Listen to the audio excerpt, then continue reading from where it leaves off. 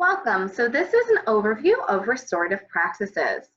So to begin, we need to discuss what are restorative practices, and these are different from traditional school discipline, which we'll discuss. These did arise from restorative justice movement. This is where the victims and the offenders and others involved meet to resolve conflict and repair relationships. So it does focus on strengthening relationships, a collaborative problem-solving process, and giving a voice to all involved. It does aim to prevent conflicts from happening by fostering trust and a sense of community between students, adults. It does address developmental needs, especially among adolescents, by offering opportunities for cultivating sense of belonging and self-expression. And it is inquiry-based, addressing the 5 E's of engage, explore, explain, elaborate, and evaluate. So how are restorative practices implemented? There are 4 general steps. And the first is to delve into the behavior itself, and the goal is to seek understanding. Step 2 is to identify the stakeholders involved. So how was each person affected?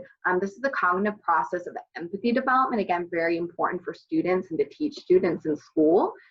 Then we need to repair the harm and guide towards solutions with open-ended questions. That's important, and we'll discuss that in a moment. Finally, we need to reintegrate and resettle the classroom. We need to appreciate and encourage everyone involved and build relationships. So there are 5 forms of restorative practices in schools, and these range from informal to formal, and effective statements are part of this. So here are some ways we can take typical responses and convert them to effective statements. So instead of saying, you shouldn't do that, saying, I feel sad when you say something like that. And then there's also effective questions or restorative questions. So if you're addressing the behavior, instead of saying you shouldn't have done that or why did you do that, asking them about their thought process, what happened, what were you thinking.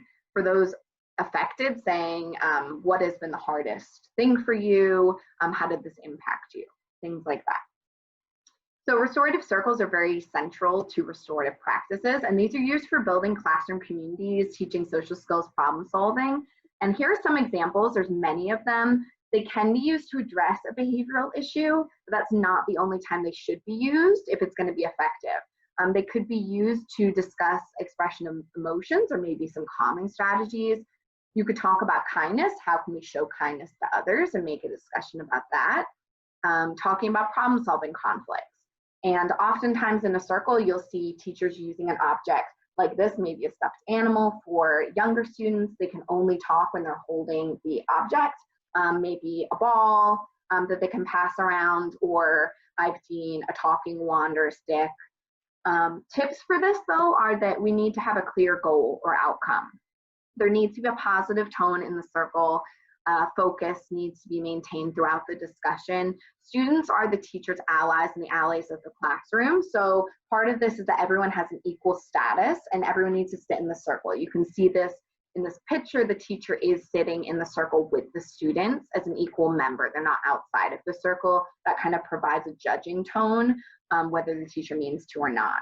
And then down here at the bottom, we can see that there's kind of a lesson format. There's a greeting, a feelings check-in, an activity, and a closing to these circles, which is very helpful.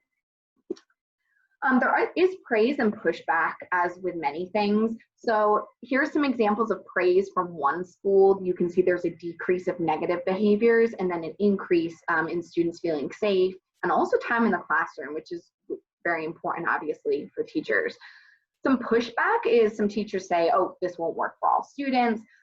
Yes, it won't work for all students all the time, but the benefits far outweigh the negatives, and providing choice, like a discussion box in the classroom, is helpful, allowing students to opt out if they don't feel comfortable or they don't want to participate, with the hope that they'll participate in the future. It takes too much time. It's too complicated.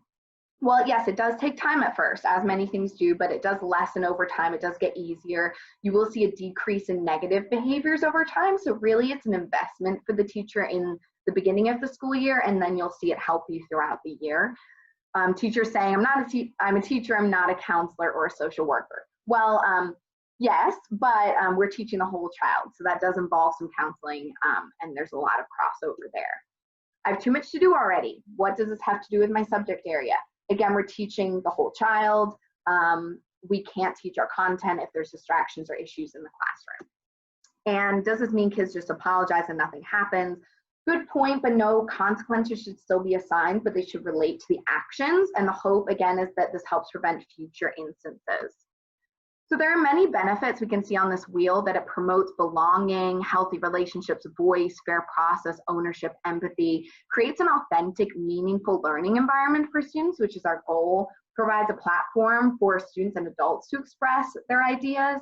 There's feedback constantly, promotes teacher learning as well. Again, the teacher's an equal member, and encourages collaboration and a sense of community. So this is very beneficial. Again, there is some pushback in some areas, but there's a lot of research, especially recently, into the benefits of this strategy. So here are my references. There are 2 books here that I use a lot, very helpful if you would like to read more on this subject. So thank you.